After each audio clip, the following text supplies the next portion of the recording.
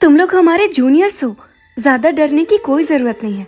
हम तो बस तुम लोगों से छोटा सा डेयर करवाने वाले हैं। तुमको बस कॉलेज के पीछे वाले जंगल में जाना है। वहाँ एक बड़ा बरगद का पेड़ है। पिछली अमावस्या की रात को उस बरगद के पेड़ के नीचे गांव के गंवार लोगों ने एक काले कपड़े में लिपटी हुई किसी चीज को गाड़ा था। तुमको बस वहाँ जाकर उस पेड़ के नीचे गड़ी उस काले कपड़े की पोटली को निकालना है और उसके बाद हमें वीडियो कॉल करना है। फिर जो भी हम तुमको बताएंगे तुमको बस वही करना है। रात के ठीक 10 बजे काव्या और अंजलि दोनों अपने हाथ में पकड़े मोबाइल्स की फ्लैशलाइट की मदद से रोशनी में आगे बढ़ रहे हैं। जंगल के सन्नाटे में उनके पैरों के नीचे कुचले जाने वाले सूखे पत्तों की चर्र की आवाज भी साफ सुनाई दे रही थी। कितना बड़ा जंगल है। तुमको लगता है हम उस पेड़ को ढूंढ पाएंगे जहाँ हमारे सीनियर्स ने हमें जाने को कहा है? अगर ये नहीं किया तो वो लोग हमारा कॉलेज में पढ़ना मुश्किल कर देंगे। तभी अंजलि के पैर के पास से एक गिलहरी गुजरी और वो डर गई।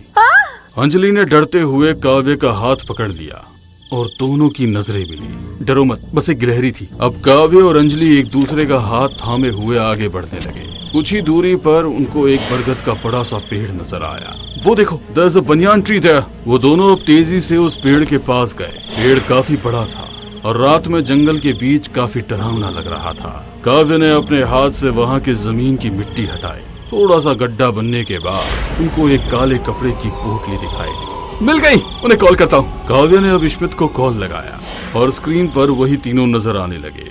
सर देखिए, हम यहाँ पहुँच गए और हमने खुदाई भी कर ली है। ये देखिए पोटली। काव्य ने उनको पोटली दिखाई तो जानवी बोली, ठीक है, अब ये लड़की इस पोटली को खोल के दिखाएगी। ये सुनकर अंजलि को डर तो लगा, लेकिन वो इनकार करने की हिम्मत ही नहीं कर पा रही थी। काव्य मोबाइल को पकड़े हुए था और अंजलि ने डरते डरते उस पोटली को खोला, जिसके अंदर एक सिंदूर की डिब्बी, 7 काली मिर्च, एक नींबू जिसके अंदर 4 सुइयां चुभी हुई थी, ये सभी चीजें दिखाई दी। ये गांव के लोग भी ना बड़े बेवकूफ होते हैं। ये लड़की, अब इस नींबू को उठाओ और उसके अंदर से ये सभी सुइयां निकाल दो। ये सुनकर अंजलि की आंखें फट पड़ी और उसने काव्य को देखा। ये काम मैं करूंगा। नहीं, तू ये नहीं करेगी। अंजलि ने डरते डरते उस नींबू से 4 सुइयां निकाल दी और अचानक उस नींबू से धुआं निकलने लगा। वो दोनों उससे दूर हटे और वो धुआं निकलकर अंजलि के सर पर घूमने लगा। तेज तूफानी हवाएं चलने लगी। अंजलि चलो यहाँ से। काव्य ने अंजलि का हाथ पकड़ा और वो दोनों वहाँ से वापस हॉस्टल की तरफ भागे। अरे यार, ये पागलों की तरह क्यों भाग रहे हैं? कुछ नजर भी नहीं आ रहा है। तभी न जाने क्यों अंजलि के शरीर में अकड़न होने लगी। क्या हुआ अंजलि? आगे चलो।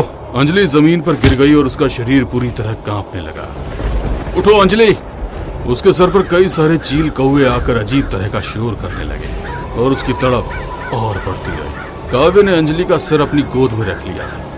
अंजलि की आंखें ऊपर की ओर चढ़ गई और उसकी सांस तेज तेज चलने लगी। वो धुआं अभी भी उनके आसपास ही घूम रहा था।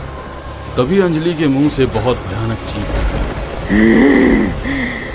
वो धुआं उसके मुंह में घुस गया और बेहोश हो गई। काव्य ने अंजलि को उठाया और फिर उसे हॉस्टल की तरफ लेकर भागा। इसे कुछ हो न जाए। इन जालिमों ने रैगिंग करने के चक्कर में हम दोनों की जान खतरे में डाल दी। काव्य अंजलि को अपनी बाहों में थामे हुए हॉस्टल के सामने वाले गार्डन में पहुंचाने ही वाला था कि तभी अंजलि की आंख खुल गई। अरे अंजलि, तुम ठीक हो? अंजलि काव्य को इस तरह से देख रही थी जैसे कि उसे पहली बार देख रही हो। उसने काव्य के चेहरे पर हाथ फेरा और बोली, अब मैं बिल्कुल ठीक हूँ। आपका शुक्रिया मुझे यहाँ लाने के लिए। काव्य ने अब अंजलि को जमीन पर उतार दिया और उसका हाथ थामा। अंजलि के चेहरे पर अजीब सी मुस्कान थी। वो दोनों अब गार्डन में पहुँचे तो वो तीनों वहीं बैठे हुए थे। तुम लोग इस तरह वहाँ से भाग क्यों आए? हमने टास्क पूरा कर दिया, अब आप लोग प्लीज हमें जाने दीजिए। ठीक है, जाओ अपने रूम पर जाओ। अंजलि, अब मैं चलता हूँ, ठीक है? तुम भी अपने हॉस्टल पहुँचो। मेरा अंजलि से हॉस्टल वर्ड भी ठीक से नहीं बोला जा रहा था, जो बात काव्या को बहुत अजीब लगी। अरे लगता है तुम अभी भी शौक में हो। वो देखो, उसने रास्ते की तरफ इशारा करते हुए कहा। वो जो सामने गेट नजर आ रहा है ना, वो तुम्हारे हॉस्टल का ही है। अब तुम जाओ, मैं भी जाता हूँ। यह कहकर काव्य सीधा अपने हॉस्टल के अंदर घुस गया। उसके पीछे ही जानवी, आकाश और स्मिथ भी अंदर जाने लगे। जानवी मैम, आप अंदर मत जाइए। वार्डन को पता चल गया तो मेरी नौकरी खतरे में आ जाएगी। ऐसा कुछ नहीं होगा, हम लोग सेकंड फ्लोर पे जा रहे हैं। तुम हमारे ऊपर जाते ही सीढ़ियों के दरवाजे पे ताला लगा देना और रोज की तरह उसको सुबह 5 बजे खोल देना। अब ये सभी हॉस्टल के अंदर चले गए। वो तीनों सीढ़ियों से होते हुए सेकंड फ्लोर पर चले गए और गार्ड ने सीढ़ियों के दरवाजे पर बाहर से ताला लगा दिया। लेकिन बाहर खड़ी हुई अंजलि के दिमाग में कुछ और ही चल रहा था। कुछ देर बाद रात के 12 बज चुके थे। जानवी, आकाश और स्मित तीनों एक कमरे में बैठे हुए ताश खेल रहे थे। अबे ये घुंघरुओं की आवाज कैसी है? यहाँ हॉस्टल में कौन मंजोलिका आ गई? तीनों ने ताश खेलना जारी रखा तो ये आवाज अब और तेज आने लगी, जैसे कोई उनके कमरे के ठीक पास से गुजरा हो। ये कौन है? मुझे लगता है ये कोई जूनियर है जो हमें डराने की कोशिश कर रहा है। लेकिन इस फ्लोर पे तो सभी कमरे खाली हैं। रुको, मैं देखता हूँ। आकाश कमरे से निकला और उसने दोनों तरफ गर्दन घुमा कर देखा। कमरे से काफी दूर कॉरिडोर के एक कोने में उसे किसी का अक्स नजर आ रहा था। आकाश उस अक्स की तरफ तेज तेज कदम बढ़ाने लगा और जैसे ही उसके करीब पहुंचा तो उसने पाया ये अंजलि ही थी, जिसने साड़ी पहनी थी और पैरों में पाजेब थी। तू पागल हो गई है क्या? हमें डराने चली थी? ये कहकर आकाश उसकी तरफ बढ़ा। तभी अंजलि ने हाथ बढ़ाकर उसकी गर्दन पकड़ ली। अरे ये तो आकाश की आवाज है ना? वे दोनों कमरे से निकले तो उनको कुछ शोर सुनाई दिया। कचड़ कचड़ की आवाज, जैसे कोई जानवर मांस चबा रहा हो। वो देखो। वो दोनों भागे और कोने में पहुंचे। उन्होंने देखा कि अंजलि दीवार की तरफ मुंह करके बैठी हुई है और वो आवाज उसके मुंह से आ रही है। जानवी आगे बढ़ी और उसने अंजलि के कंधे पर हाथ रखा। तभी जानवी ने अपनी गर्दन पीछे घुमाकर उन दोनों को देखा और दोनों का दिल दहल उठा। अंजलि की आंखें लाल लाल चमक रही थी, उसकी सांसें फूल रही थी, चेहरे पर एक भयानक मुस्कान थी। उसके मुंह के इर्द गिर्द खून लगा हुआ था और थोड़ी से होता हुआ नीचे टपक रहा था। उसके सामने आकाश का कटा हुआ सिर रखा था और उसी की गर्दन का मांस शायद वो खा रही थी। कौन हो तुम? भागो यहाँ से!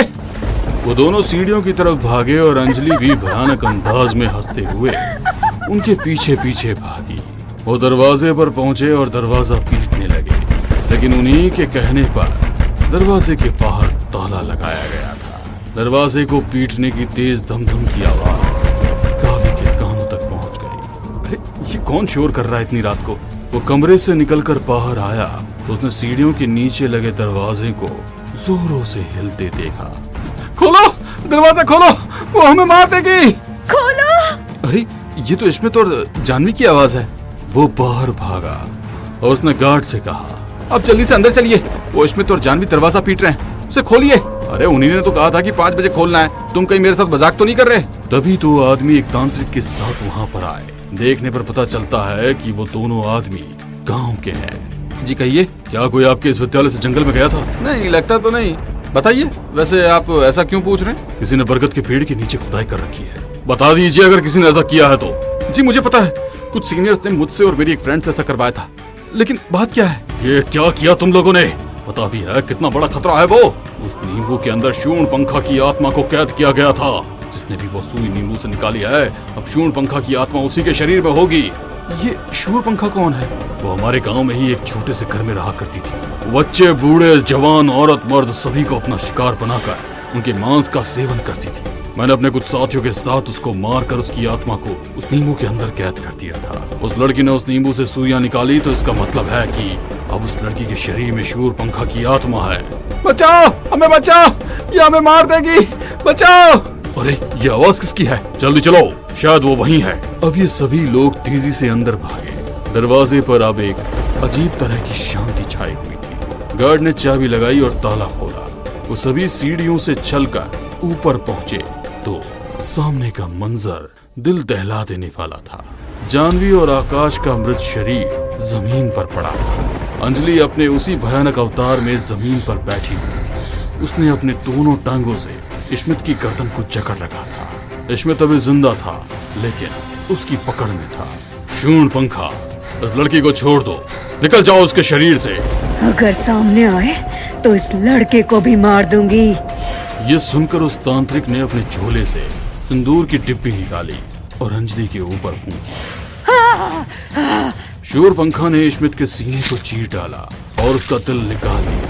फिर उसको इन सभी की तरफ दिखाते हुए बोला,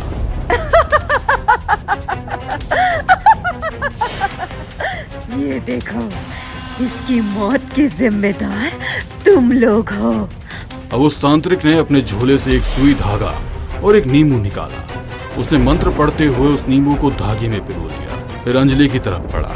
आगे मत आना, तुझे भी मार दूंगी। अब काव्य ने आगे बढ़कर अपनी बाहों में अंजलि को जकड़ लिया छोड़। और वो तांत्रिक उस नींबू को अंजलि के सिर पर घुमाने लगा। नहीं नहीं, तू ये ठीक नहीं कर रहा, छोड़ दे मुझे, छोड़।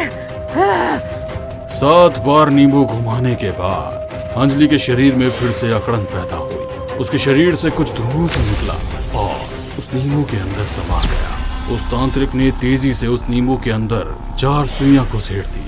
अंजलि अब बेहोश हो चुकी थी। काव्य उसके पास ही रुका रहा। अब तांत्रिक और वो दोनों आदमी वहां से चले गए। उन्होंने फिर से उस नींबू को काली पोटली में डाल के जमीन में गाड़ दिया। इस तरफ अंजलि होश में आते ही काव्य से लिपट गई।